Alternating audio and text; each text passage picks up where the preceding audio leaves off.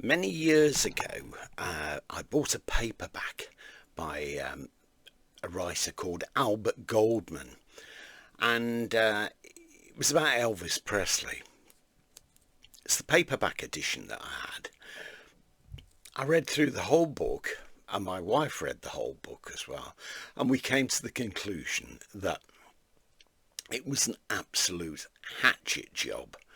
And the way Goldman wrote about Elvis, if you didn't know better, it gave you the impression that he had no redeeming characteristics at all, which to most people who know anything about Elvis, you think, well, that's downright rubbish.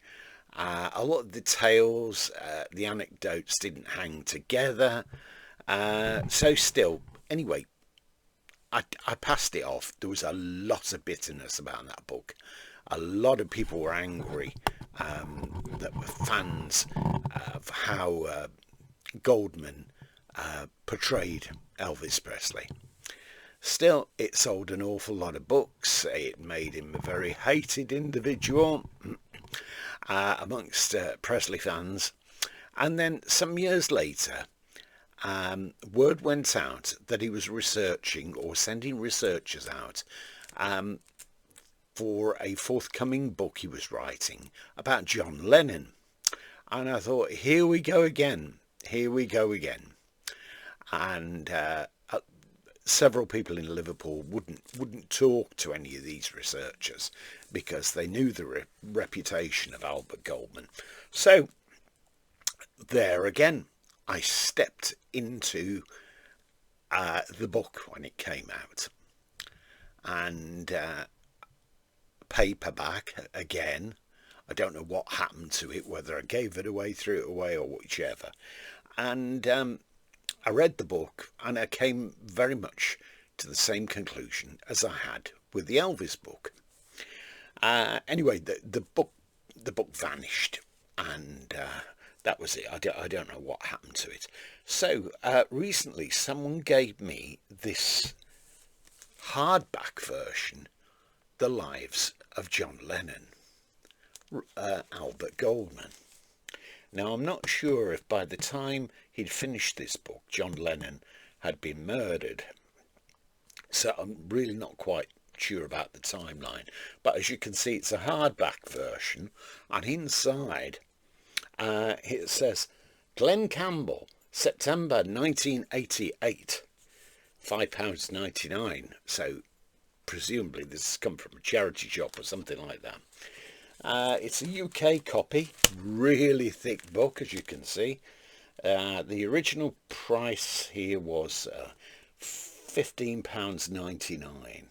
It says, when John Lennon was shot outside the Dakota in December 1980, he was one of the most famous men in the world, adored in life as the magical minstrel who called the tune of the 60s. He was mourned in death as the martyred saint, the international peace movement.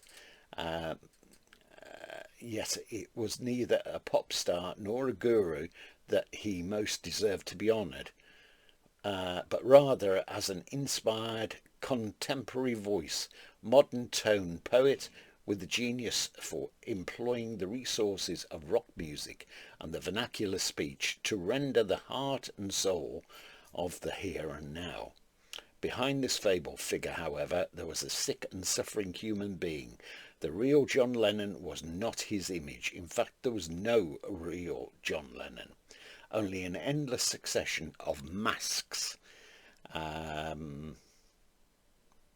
that he spent his tortured and tragic life impulsively donning and doffing.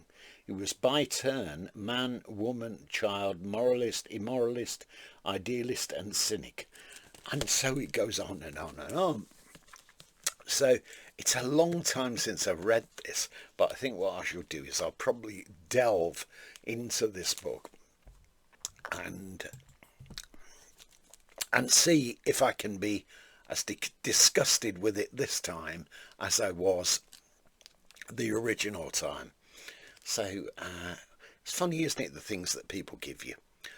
And no, it wasn't somebody called Glenn Campbell that gave me the book, but still.